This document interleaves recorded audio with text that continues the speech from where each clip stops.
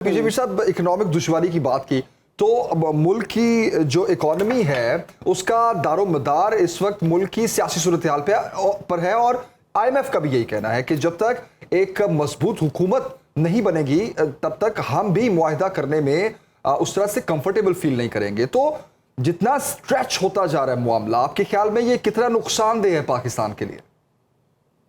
देखिए जी, बहुत नुकसानदेह है। आपकी कॉटेज इंडस्ट्री बिल्कुल इट इज डाउन द डोलड्रम्स। आप देखें कि आपके एक्सपोर्ट्स का क्या हाल है, आपके इंपोर्ट्स का क्या हाल है। डॉलर आपके पास है नहीं है, लोग आपके पास पैसे इधर लेके नहीं आ रहे बिकॉज ऑफ योर पॉलिटिकल इंस्टेबिलिटीज। सो इस चीज को हमें ओवरकम करना है। हमें नेगेटिव पे नहीं जाना, हमें वो कहते हैं ना मायूस नहीं होना, but at the same breath we have to be positive. हमने वो कहते हैं ना बुल ऑन, इसको पकड़ना है। ये नहीं कि कापड़ के नीचे ये चीजें डालें, बिकॉज ये वक्त है एक जो कायद आज़म के 3 लफ्ज है, unity, faith and discipline. So this is a period of unity. अब जब भी कोई मैं सुनता हूँ वो तकरीर के अंदर उन्होंने ये कर दिया, उन्होंने ये कर दिया, और भाई आगे चलो यार, खुदा के लिए ये डेली का। अच्छा पीजे मीर साहब, आपने जहाँ पॉजिटिविटी की बात की वहीं आपने यूनिटी की बात की, तो यूनिटी के हवाले से मेरे ज़हन में जो एक सवाल आया है वो कल का जो इजलास हुआ, स्पेशल इन्वेस्टमेंट फैसिलिटेशन काउंसिल का पहला इजलास हुआ वज़ीर आज़म की ज़ेर सदारत, और इसमें आर्मी चीफ भी मौजूद थे, वफाकी वज़रा और वज़रा आला भी शरीक थे।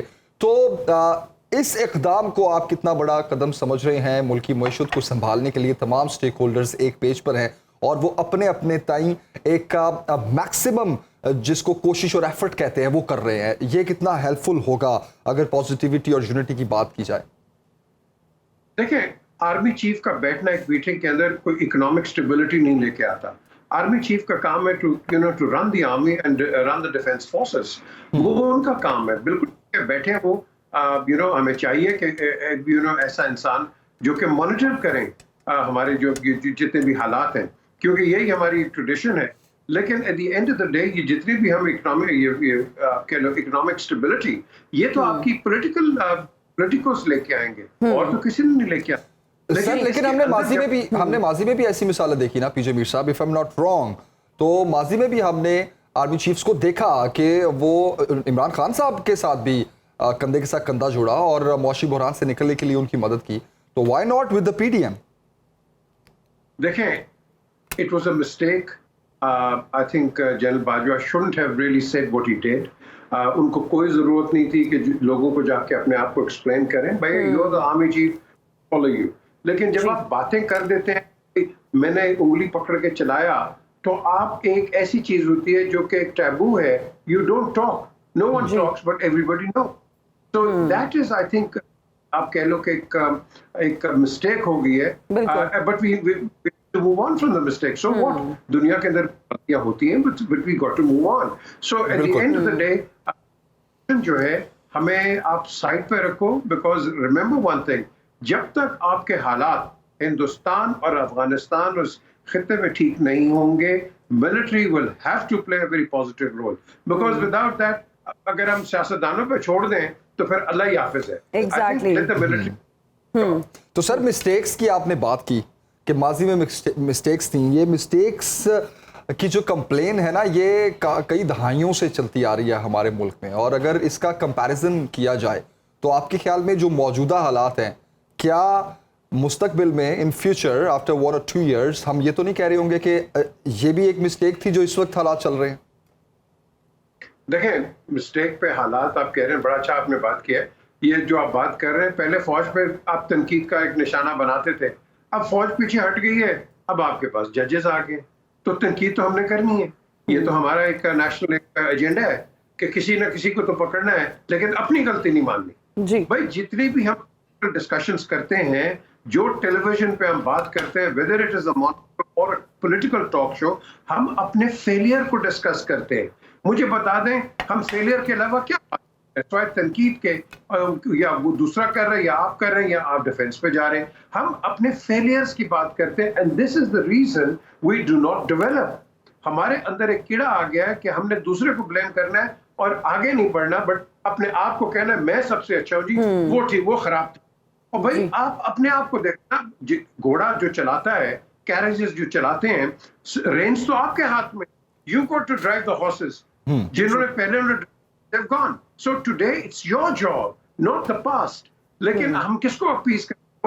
लोगों को सब पता है. अब कब तक ये बताते रहेंगे हाँ जी उन्होंने ये कर दिया वो कर दिया फलाना कर दिया भाई that is gone.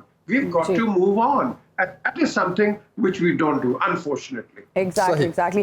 पीजे मीर साहब, चेयरमैन पीसीबी के मामले पर मुस्लिम लीग नून और पीपल्स पार्टी के दरमियान गुज़िश्ता कई रोज से एक तनाज़ा चला आ रहा है और अब नजम सेठी साहब ने चेयरमैन क्रिकेट बोर्ड की दौड़ से जो है वो उन्होंने कह दिया कि जी मैं बाहर हो चुका हूँ.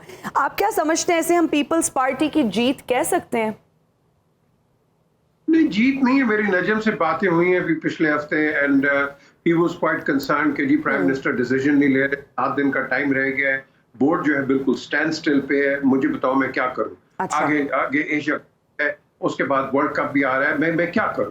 तो अभी यही बातें हो रही थी. फिर मेरी ज़का शेख से भी बात हुई. ज़का सेठ के मुझे नहीं पता क्या कर रहे हैं, बट yes मेरा नाम गया है. It has been nominated by the minister for provincial coordination Ehsan मारी.